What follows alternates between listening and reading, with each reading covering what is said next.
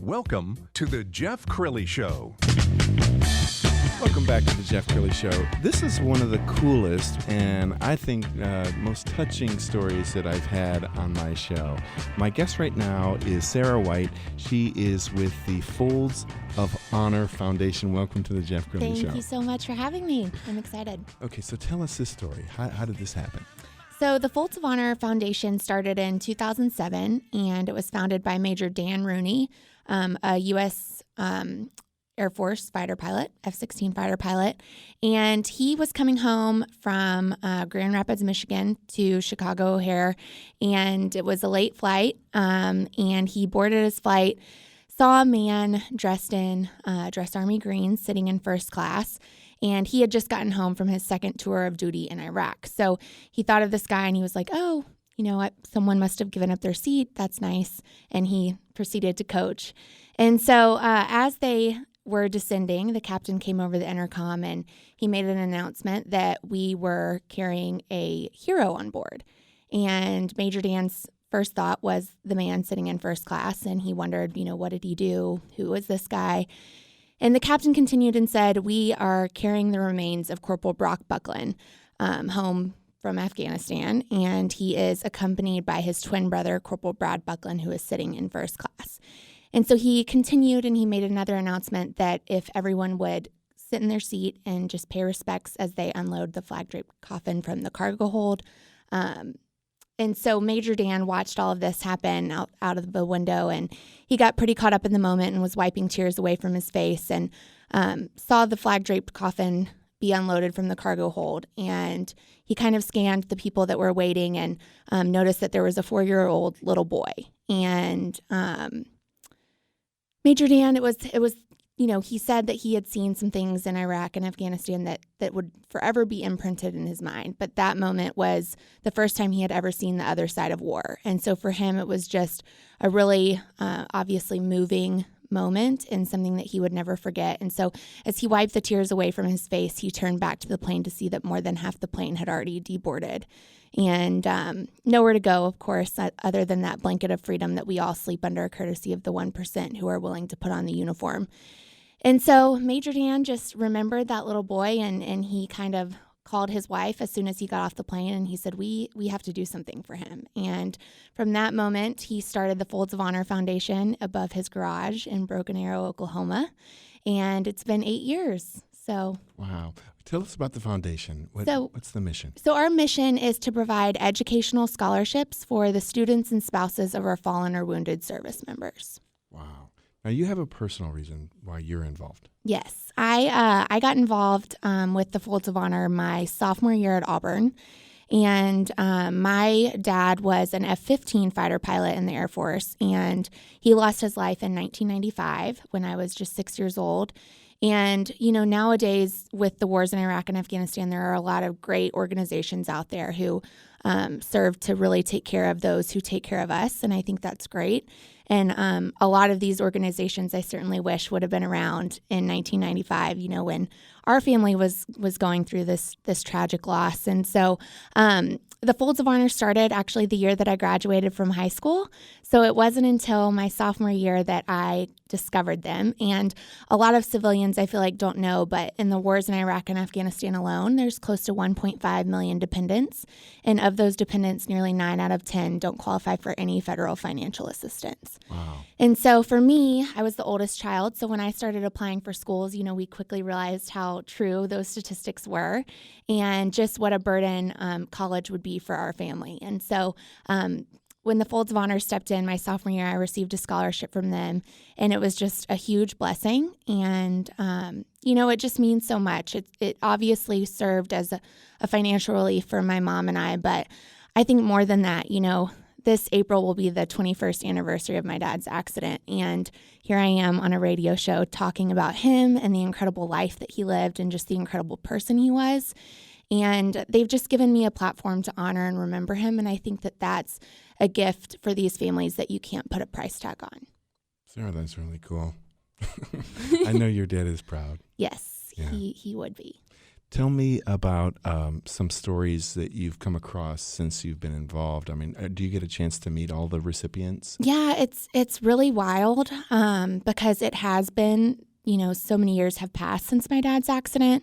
And I really feel like God and the Folds of Honor have put me in a unique position to really minister to a lot of other families, even though, when you look at me on paper, I'm very not equipped to do that, but he does. And I think that a lot of our recipient families, given the wars in Iraq and Afghanistan, they're really still in the trenches, for lack of a better term, with their story and with their loss. And I just kind of look at my family and, we're really on the other side of it, kind of. Many years have passed, and so healing has definitely come, and we've seen God work in our lives, and we lead a very blessed life. But it's cool because I think that I get to provide a sense of hope to a lot of these younger kids and to these widows. And I think that it's encouraging, no credit to me, but it's encouraging to see someone who is on the other side of it and they're doing okay, and they're just still surviving. So. My guest right now, Sarah White with the Folds of Honor Foundation. It's foldsofhonor.org. How can people get involved? Do you have any events coming up, anything that people could come to support you? Yes, I would encourage people to visit our website. We have events all across the country, and specifically in North Texas, we have a couple of events coming up. April 16th is the Beast Feast, which is really a wild and unique event, given the name. It is a culinary experience. They serve wild game, and it is at Glen Eagles Country Club up in Plano. So if you visit www.thebeastfeast.org, you can find information about tables and stuff like that. And then we in North Texas are hosting our first gala this year, which will be on November 5th at the Anatole. And there will obviously be more information to come. The Folds of Honor North Texas chapter has their own Facebook, so all of our event information can be found there. That's awesome. Well, tell us about some of the people stories in terms of how many families are you able to help each year? How does that work? So in 2015, we awarded our 10,000th scholarship since 2007. And so we've seen a lot of growth. 2015 was also the year we had, for the first time ever, more applicants than we had dollars to fill every approved applicant, which was just a very eye-opening, obviously, experience for us. But there are stories. I could go on and on. But specifically, I look at the story of the Ravellas.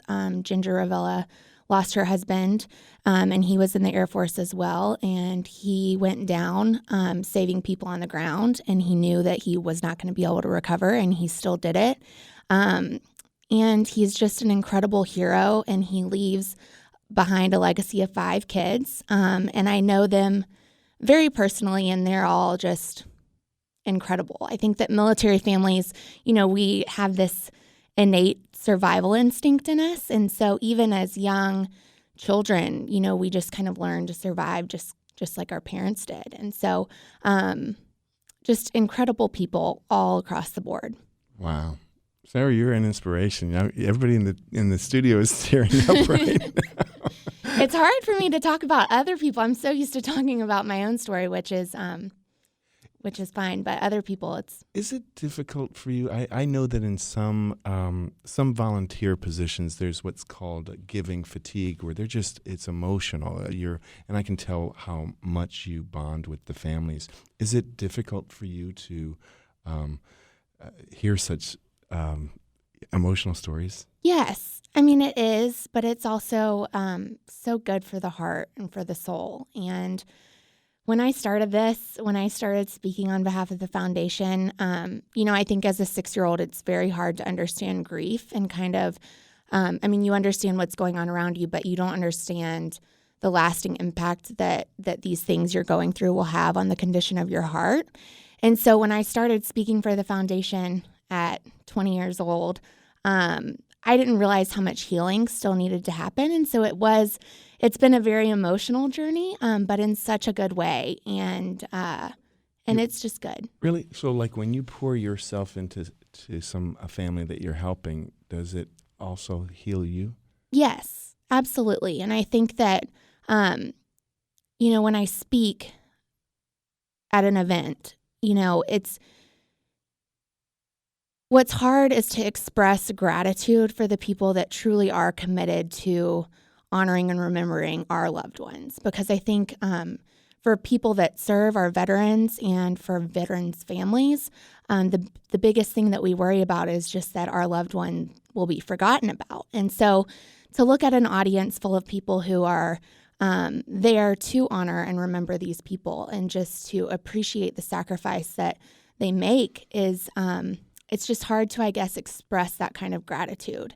And it's, every time you speak or every time you talk about this or every time you meet a new family, it is very emotional. And you're kind of forcing yourself to bring up all of these feelings and emotions. And it is tough, but it's a good thing. And you wouldn't have it any other way. Wow. Sarah, you were a great guest. Thank you so much. Thank you so much for having me. Give us the website one more time. www.foldsofonor.org.